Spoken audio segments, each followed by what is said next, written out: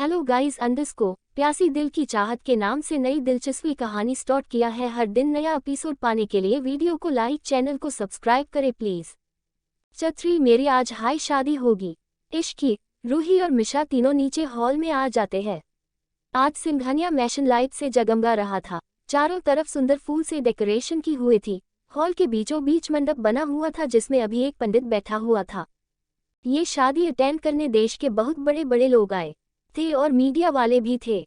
सभी लोग राजवीर की सडन शादी की अनाउंसमेंट से शॉक हो गए थे।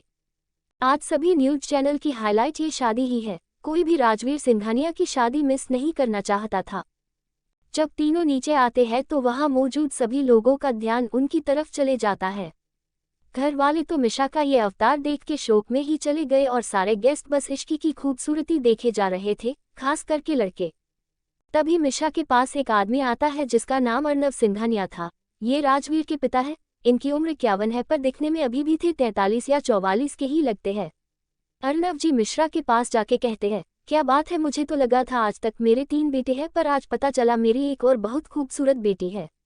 अर्नव जी की बात सुन के रूही कहती है, आपने सही कहा डैड, मैंने भी मीशी से यही कहा था। फिर सब हंसने लग जाते हैं। तब मिशा कहती है, हाँ हाँ हाँ वेरी फनी डैड, यहाँ पे जोक मारने से अच्छा है जाके के अपने बेटे से पूछिए ये क्या शादी का भूत चढ़ा है, वो भी इस लिपस्टिक की से दुकान। मिशा की बात सुन के अर्नव जी कहते हैं, मेरा बेटा तुम्हारा भाई है, अगर इतनी ही प्रॉब्लम ही इस शादी से तो तुम खुद क्यों नहीं पूछ लेती, मेरे कंधे पे बंदूक क्यों रख के चला रही हो। मिशा ने कहा, जब आप उस डेविल के फादर हो के भी उनके सामने कुछ नहीं कह पाते तो मैं कैसे बोल लूंगी। अर्नव जी कहती है, इसलिए चुपचाप से शादी एंजॉय करो, वैसे सारी गलती मेरे पापा की ही है, बिल्कुल अपनी तरह बना दिया है राजवीर को। मिशा अग्री होके कहती है, हाँ वो खुद तो ऊपर चले गए और हमें छोड़ दिया भुगतने के लिए। राजवीर का रूम। राजवीर अपने रूम में दूल्हे के कपड़े में पूरी तरह तैयार था। उसने आज गोल्डन कॉलर का कुर्ता पहना हुआ था और सर ये सेहरा था जिसमें सुंदर सा डायमंड का ब्रोच था। इस वक्त राजवीर के हाथ में कुछ पेपर्स थे और उसके सामने संजना के पापा खड़े थे जिनका नाम केशव दीवान था। वो कहते हैं, राजवीर जैसा तुमने कहा था मैंने शेयर ट्रांसफर पेपर पे साइन कर दिए हैं, अब तो इस शादी में कोई प्रॉब्लम नहीं है ना। राजवीर बिना किसी एक्सप्रेशन के कहता है, नहीं अब कोई प्रॉब्लम नहीं है, चलिए नीचे चलते हैं। केशव जी ने राहत की सांस ली और बोले, ठीक है चलो। राजवीर सीढ़ियों पे आके खड़ा हो जाता है और एक एक करके सीढ़ियां उतरने लग जाता है। नीचे सभी की नज़र सिर्फ राजवीर पे थी। वो किसी राजकुमार से कम नहीं लग रहा था। सभी लड़कियों की तो सांसें ही थम सी गई उसे देख के। मिशा रूही से कहती है, यार कुछ भी कह लो भाई, हैंडसम तो बहुत है, पता नहीं आज कितनी लड़कियों का दिल टूटेगा। मिशा की बात सुन के रूही कहती है, हाँ मिशी बात तो तू ठीक है रही है। इश्की भी बस राजवीर को देखे जा रही थी और अपने मन कहती है, देखने में ये तो बिल्कुल सपनों के राजकुमार जैसे लगते हैं पर हकीकत में बिल्कुल डेविल जैसे है। राजवीर नीचे आके कुछ बिजनेसमैन से मिलता है और एक नज़र इश्की को देखता है जो बहुत प्यारी लग रही थी। राजवीर इश्की को बहुत प्यार से देखता है और उसके बाद वो अपने असिस्टेंट को कुछ इशारा करता है, फिर मंडप पे जाके बैठ जाता है। इसके बाद पंडित जी मंत्र पढ़ने लग जाते हैं। कुछ देर बाद वो संजना को बुलाने कहते हैं। संजना की सभी दोस्त उसे लेके आ रहे थे। उसने रेड कॉलर का लहंगा पहना हुआ था जिसमें वो बहुत सुंदर लग रही थी। उसके चेहरे से स्माइल जाने का नाम ही नहीं ले रही थी। उसको देख के मिशा इश्की से कहती है, आज तो ये भी सुंदर लग रही है। इश्की कहती है, वो सुंदर तो लग रही है और वैसे भी लड़की अपनी शादी वाले दिन बहुत सुंदर लगती है। मिशा कहती है, पर जो भी हो तेरे से कम ही सुंदर है। इस पे इश्की स्टाइल मरते हुए कहती है, अब मैं क्या करूं अगर मैं परी की तरह सुंदर है तो। मिशा मुंह बन के कहती है, बस कर, जब देखो खुद की तारीफ करती रहती है। इश्की कहती है, तो शुरू किसने किया। तभी रूही कहती है, बस भी करो तुम दोनों, शादी देखो चुपचाप। संजना भी मंडप पे जाके बैठ जाती है और धीरे धीरे रस्में आगे बढ़ती है कि तभी वहां की लाइट चली जाती है। सभी लोगों की आवाज आने लग जाती है। मिशा कहती है, पार ये लाइट कैसे चली गई। अर्नव जी कहते हैं, कोड स्टाफ जाके लाइट चेक करो। सभी में हलचल मची हुई थी कि तभी एक प्रोजेक्टर चलता है और सबका ध्यान उधर चला जाता है। उसमें केशव जी के अभी काले काम के सबूत फ्लैश हो रहे थे। ये देख के सारे मीडिया उसकी फोटो लेने लग जाते हैं और सभी लोग शॉक थे कि ये क्या हो रहा है। केशव जी चिल्लाते हैं, ये सब क्या बकवास चल रहा है, यहाँ पे बंद करो इसे। ये कह के वो प्रोजेक्टर को फेंक देते हैं। तभी लाइट ऑन हो जाती है और राजवीर चल के उनके पास आता और कहता है, तो कैसा लगा मेरा सरवाइज? तुमने मुझे 48 घंटे दिए थे अपनी बेटी से शादी करने के लिए, और देखो इन 48 घंटे में मैं सिर्फ तुम्हें सड़क पे ही नहीं ले आया बल्कि सलाखों के पीछे भी करवाने का इंतजाम कर दिया। राजवीर आगे कहता है, अब देख लिया राजवीर सिंघानिया से उलझने का अंजामा। यहाँ मौजूद लोगों के साथ साथ पूरे देश ने ये देख लिया है कि तरह तुम इस देश को खोखला कर रहे हो। इसे कहते हैं जैसा हाल वैसा ही तमाचा। ये शादी तो सिर्फ बहाना था तुम्हें सबके सामने एक्सपोज करने का, ताकि ये सभी लोग भी ये जान ले कि राजवीर से टकराने का अंजाम क्या होगा। ये बात राजवीर ने गुस्से से कही थी। तभी घर के अंदर पुलिस की पूरी टीम आती है और केशव अरेस्ट कर लेती है। सभी को समझ आ गया था कि राजवीर ने शादी का जाल फेंका था केशव दीवान को पकड़ने के लिए। ये सब देख के इश्की कहती है, यार मिशा, ऐसा लग रहा है जैसे हम कोई मूवी का सीन देख रहे हैं। मिशा बोली, तू सही कह रही है यार, भाई का क्या करते हैं कोई भी नहीं समझ सकता। ये सब हो जाने के बाद सभी लोग वहां से चले जाते हैं। मीडिया राजवीर से कुछ सवाल करके चले जाते हैं सिवाय पंडित के, क्योंकि उसे रुकने को कहा गया था। सबके जाने के बाद हॉल में सब घर वाले और इसकी और संजना बचती है। जब संजना ने देखा कि अभी पंडित को रोका गया है तो उसे एक उम्मीद मिलती है कि अभी भी शायद राजवीर उससे शादी कर ले। राजवीर की दादी उससे कहती है, राजवीर ये सब करना ही था तो शादी का नाटक क्यों? इस पे राजवीर बोला, क्योंकि मुझे दीवान से शेयर चाहिए थे जो वो शादी वाले दिन ही देता। दादी कहती है, लेकिन राजवीर तुझे शादी तो 2 दिन में करनी ही है। तू भूले गया कि तेरे दादाजी ने वसीयत में लिखा था कि तुझे 29 तक शादी करनी है, नहीं तो ये सारी प्रॉपर्टी ट्रस्ट में चली जाएगी और परसों तू 29 का हो जाएगा। राजवीर कहता है, मैं कुछ नहीं भूला, मेरी शादी आज ही होगी और अभी होगी। राजवीर की बात सुन के अर्नव जी पूछते हैं, तुम संजना से करोगे? राजवीर ने ससफ साफ इनकार कर दिया, नहीं।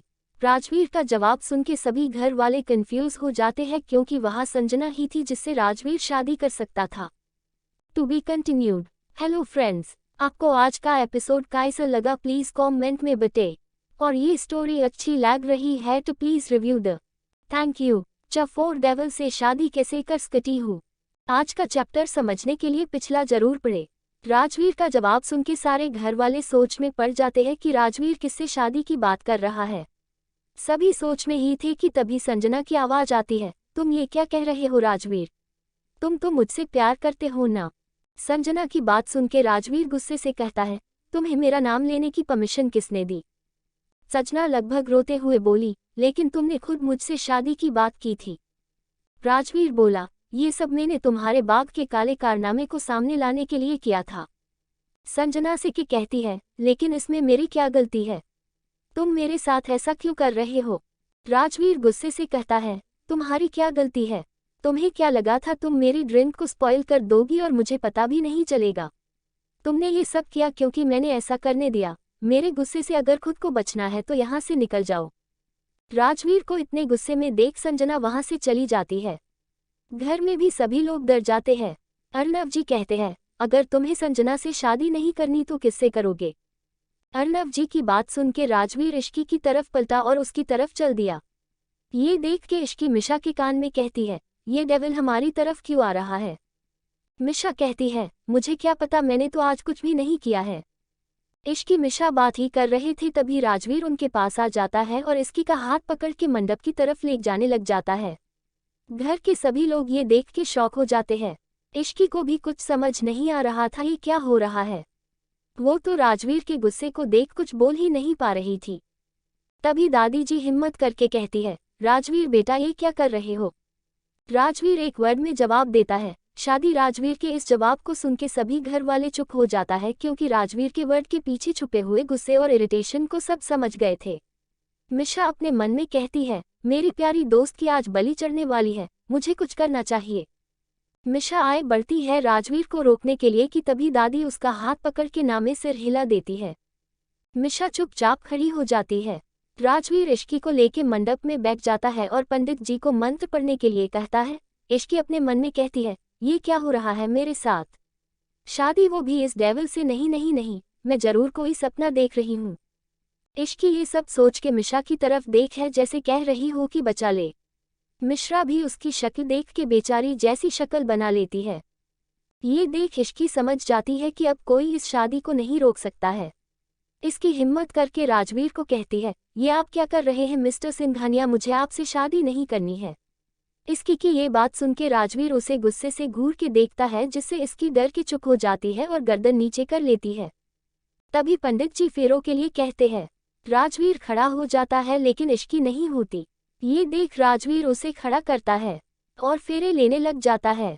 इश्की भी धीरे धीरे कदम लेके उसके साथ फेरे लेती है। 7 फेरे खत्म होने के बाद दोनों बैठ जाते हैं। फिर पंडित राजवीर को मंगलसूत्र पहनाने को कहते हैं तो कोमल जी आके राजवीर को मंगलसूत्र देती है और राजवीर वो लेके इश्की को पहना देता है। फिर सिंदूर इश्की के मांग में लगा देता है।